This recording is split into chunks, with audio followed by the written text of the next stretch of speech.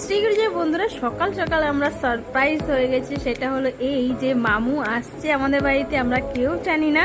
তো হঠাৎ করে আমি কাপড় কাচছি, তখন দেখছি যে গেট খুলছে। তো আমি ভেবেছি যে টুকি দিয়ে এসেছে হয়তো, যে বলেছিল যে একটা বালতি ভেঙে গেছে, সেটা তোকে দিয়ে যাবো, গাছ লাগাতে পারবি। এখন পেছনে ঘুরে তাকিয়ে দেখছি যে মামু এসছে। তাই আমি বলছি তুমি এলে তো ওই জানালে না। তো বলছে যে আমি যে আসছি সেটা হঠাৎ করে ডিসাইড করেছে ও আর কি, রাতেরবেলা ডিসাইড করেছে। কারণ রাতে কালার 10টার সময় দিদি যখন কথা বলে তখনও কিন্তু ও আর কি ডিসাইড করেনি যে আসবে। তো যাই হোক এসছে, ও বড় মাকে দেখতে এসছে। মাও ভেবেছে যে হয়তো লম্বো কাউকে নিয়ে এসছে, তার সঙ্গে হয়তো কথা বলছে। মাও বুঝতে পারেনি যে মামু আসছে। আর আমাদের গাব্বার তো দেখে এত খুশি হয়েছে যে কি বলো, প্রচণ্ড খুশি হয়েছে, মুখ দিয়ে একটা আওয়াজও বার করেনি। মামু বলছে কি গাব্বার একটু ভাই হেলদি হয়ে গেছে। আমি গাব্বারকে তাহলে ডায়েট করতে হবে।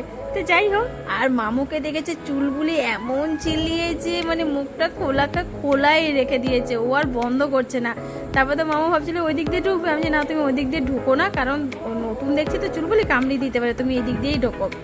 তো তারপরে আমি আর গাব্বার চলে যাচ্ছি ছাদে। আমরা টিফিন করেই ছাদে যাই, সবসময় টিফিন করেই যাচ্ছি, যেহেতু কাজ আছে সেজন্য টিফিন করেই ছাদে যাচ্ছি। তো গবলুকে আমি বলছি জলের বোতলটা নিয়ে চল, নাহলে পরে আবার তোকেই নিতে নামতে হবে আর তোকেই নিয়ে যেতে হবে, যেহেতু আমি চাইবো। তো ছেলেটা আমার যাই হোক 2বার ফেলে 3বার আবার ধরে তারপরে ওপরে নিয়ে এসছে। তাই ওকে আমি বলছি যে বাহ গাব্বার, থ্যাংক ইউ যে বোতলটা নিয়ে এসছিস। আর এই হলো আমার ছাদের অবস্থা। আজকে কিন্তু মেঘ করে আছে, হালকা ফুলকা বৃষ্টিও পড়ছে। আর ছাদটা দেখেছো এখনো মানে বাকি আছে, কিছুই হয়নি। তোমরা যা দেখবে না, আমার এত নোংরা হয়েছে ছাদটা যে কি বলবো, প্রচণ্ড ছাদে নোংরা হয়ে রয়েছে। আমি শুধু এসছি একটাই কারণ, যে মামু এসছে, মানে দুটো কথাও বলতে পারছে না। এদিকে মেঘ করেছে আর বৃষ্টি হচ্ছে, আর যদি বৃষ্টি পড়ে তাহলে মাটিগুলো সব ধুয়ে নেমে যাবে।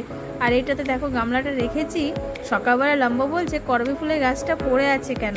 আমি যে পড়ে আছে, তো বলছে কি হ্যাঁ পড়ে আছে। আর এমন তো দেখো, ও চোখে দেখতে পাচ্ছে না, যেটাতে আমি রেখেছি সেটা পড়ে ভেঙে গেছে। তো যাই হোক, তারপরে এই দিকে এসে দেখছি এই তালকারিটা নড়ছে, ওপরে ছাদের তালকারিটা তারপর বার করে দিয়েছি, এটা একদমই পচে গেছে। পচে যাওয়াতে এ বেরিয়ে এসে, আর ভেতরে দেখো গর্ত। তাও তো আমি ব্রাশ দিয়ে পুরো পরিষ্কার করেছি, এখানে টিকটিকি ডিম বিম সব দিয়ে রেখে দিয়েছিল, তো পুরো পরিষ্কার করে রেখে দিয়েছি। এবার ওর ভেতরে এই জিনিসটা ঢোকাবো যাতে ওটা বন্ধ থাকে, নাহলে কি এবার ঢুকে থাকবে সেটা তো বুঝতে পারবো না।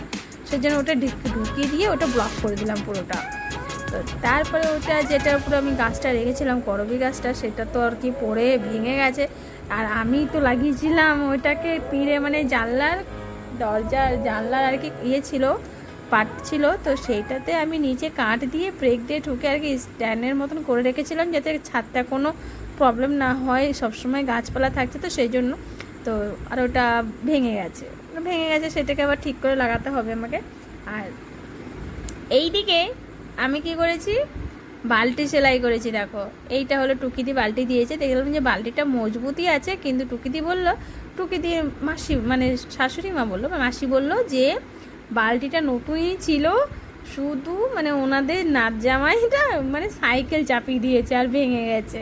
তো বলছে বালতিটা ভালো ছিল, নতুন বালতি। আমি বললাম ঠিক আছে তুমি দিয়ে দাও, আমি সেলাই মেরে আমি গাছ লাগানো হবে, পোক্ত আছে। তাই বললাম যে কদিন যায়, তারপরে তো আবার কেনাই যাবে।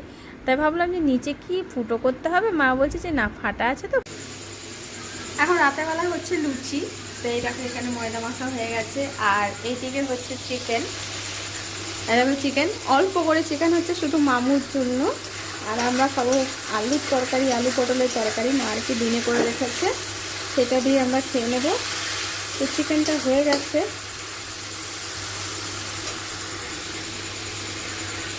খাওয়া দাওয়া করে আমরা সবাই শুতে চলে এসেছি। তো তোমাদেরকে আগেই বললাম যে লুচি আর মাংস হয়েছে, কিন্তু আমাদের লুচির সঙ্গে ছিল আলু পটলের তরকারি। তো এই দিয়ে আমরা খেয়েছি। তারপরে লম্বর বিছানা ঝাড়া হয়ে গেছে, পুরো বিছানা পরিষ্কার করে জল খেয়ে একদম রেডি শোয়ার জন্যে। তুমি কি স্ট্যাচু হয়ে গেছো? ওই দিকে তাকা, কি দেখছো তুমি? দেখো ওই জামা কাপড় দেখছি যে কোনটা পরবে, বাছলা কোনটা পরবা? কোনটা? লাল, সবুজটা, গোলাপিটা এদিকে 3 নম্বরে, 2 নম্বরে, সেকেন্ড লাইনে গোলাপি এইটা। এইটা পড়বে। ফ্যান হ্যাঁ গরম লাগছে।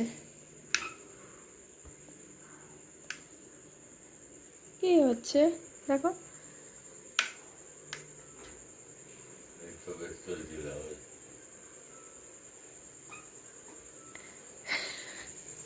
দেখো সুইচটাকে টিপে ধরে নিয়েছে। আমি কি টিপে ধরে থাকবো সারা রাত? দেখো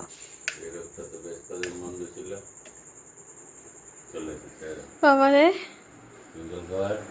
আমি খেলাম, জল খেলাম, তাও একবার খেয়ে নি। কালকে ছাদে দেখাবো, পুরো 2 দিন সময় লাগলো আমার ছাদ পরিষ্কার করতে, আজকে আর কালকে পুরো ক্লান্ত হয়ে গেছে আজকে।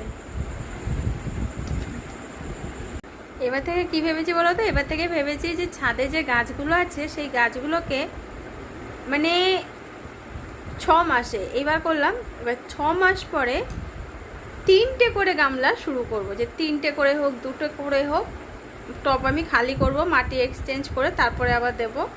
এইটা করব যে 2 মাস মানে 2টো করে ডেলি করব, তাহলে আমার চাপটা কম পড়বে। তো সেটাই ভেবেছি, মাও সেটা বললো। আমি দেখি হ্যাঁ সেটাই ঠিক হবে, কিন্তু এবার একটু এমার্জেন্সি ছিল যে কারণে 2 দিনে আমাকে কমপ্লিট করতে হলো। যতটা পেরেছি কমপ্লিট করেছি। আবার মাটিগুলো খালি করে আবার মাটিগুলো 2টো বস্তায় ভরেছি। প্রচণ্ড কাজ, ছাদে গাছ লাগানো তো নয়, প্রচুর খাটতেও হয়। তো খাটি বলেই ওরা একটু হ্যাপি হয়, না হলে তারা হ্যাপি হবে না, তাই না বলো? হ্যাপি হয়ে এত এত ফুল দিচ্ছে আমাদেরকে, এত সুন্দর সুন্দর ফল দিচ্ছে, সেখানে আমি কি করে ওদেরকে যত্ন না করে থাকতে পারি? তো যাই হোক, চলো আজকে আমাদের ভিডিও এখানেই শেষ করলাম। তোমরা সবাই খুব ভালো থাকো, দেখাচ্ছে আবার কালকে।